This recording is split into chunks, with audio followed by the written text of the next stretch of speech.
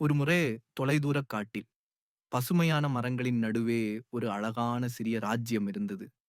அந்த ராஜ்யத்துக்கு ராஜா யாருன்னா, ஒரு சின்ன யானை. அவனுடைய பெயர் யானை. ராஜா.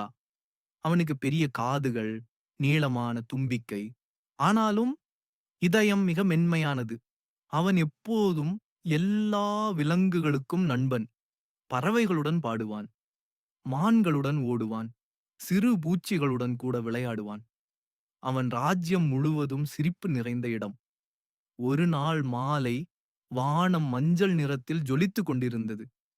அப்போதே யானை ராஜா வானத்தை நோக்கி பார்த்தான். அங்கே ஒரு மழை மேகம் மெதுவாக மிதந்து கொண்டிருந்தது. அது சாதாரண மேகம் அல்ல, அது மந்திர மேகம். அந்த மேகம் குழந்தைகளுக்கு கனவுகள் காட்டும் மேகம். அது எங்கெங்கு செல்வதோ அங்குள்ள குழந்தைகள் இனிய கனவுகளில் மூழ்குவார்கள். யானை ராஜா அதை பார்த்தவுடனே மயங்கிப் போனான். அவன் அதன் நண்பனாக ஆனான். ஒவ்வொரு இரவிலும் யானை ராஜா வானத்தை நோக்கி பார்க்கும். அந்த மேகம் அவனுக்கு நெருங்கி வந்து மெதுவாக மழைத்துளிகளைப் பொழியும். அந்த மழைத்துளிகள் குழந்தைகளின் கனவுகளாக மாறும். ஒரு குழந்தை விமானம் ஓட்டும் கனவு காணும். மற்றொரு குழந்தை மீனவ ராஜ்யத்தில் நீந்தும் கனவு காணும். அது எல்லாம் மந்திர மேகத்தின் வேலை. யானை ராஜா அந்த மழை மேகத்துடன் சிரித்து பேசாமல் இருந்தாலும் அவனது இதயம் அந்த மேகத்தின் நெருக்கத்தை உணர்ந்தது. இருவருக்கும் ஒரு இனிய நட்பு வளர்ந்தது. ஆனால் ஒரு இரவு வானம் வெறுமையாக இருந்தது. எந்த மேகமும் இல்லை. யானை ராஜா வானத்தை நோக்கி நீண்ட நேரம் பார்த்தான். மழை மேகம் காணாமல் போயிருந்தது. அந்த இரவில் குழந்தைகள் கனவு காணவில்லை. அவர்களின் முகத்தில் சிரிப்பு இல்லை. யானை ராஜா கவலைப்பட்டான். எங்க சென்றிருக்கும் என் நண்பன் மழை மேகம் என அவன் எண்ணினான். அடுத்த காலை யானை ராஜா முடிவு செய்தான். அவன் தனது நண்பனை கண்டுபிடிக்கப் போகிறான். அவன் தும்பிக்கையை உயர்த்தி ஒரு நீண்ட சத்தம் போட்டான். அது முழு காட்டையும் எழுப்பியது. அவனது சின்ன தோழிகள், பறவைகள், மான்கள், பட்டாம்பூச்சிகள் எல்லோரும் ஆச்சரியமாக பார்த்தனர். ஆனால் யானை ராஜா மெதுவாகச் சொன்னான், நான் ஒரு நண்பனை தேடப் போகிறேன். அவனது பாதங்கள் மெதுவாக பூமியில் ஒலி எழுப்பின. அவன் கனவு உலகத்திற்குள் செல்லும் ஒரு நீண்ட பயணத்தைத் தொடங்கினான். அவன் நடந்தான். நடந்து கொண்டே போனான்.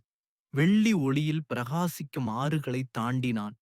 மலர்களால் நிரம்பிய மலைப்பாதைகளை கடந்து சென்றான். ஒவ்வொரு இடத்திலும் விலங்குகள் அவனை வரவேற்றன. ஆனால் யாருக்கும் மழை மேகம் எங்கே போனது என்று தெரியவில்லை.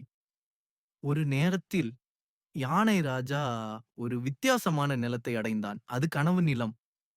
அங்கே எல்லாம் மென்மையான ஒளி, மிதக்கும் நட்சத்திரங்கள், வண்ணமயமான மேகங்கள். அவன் நடந்தபோது அந்த மேகங்கள் அவனைச் சுற்றி மிதந்தன.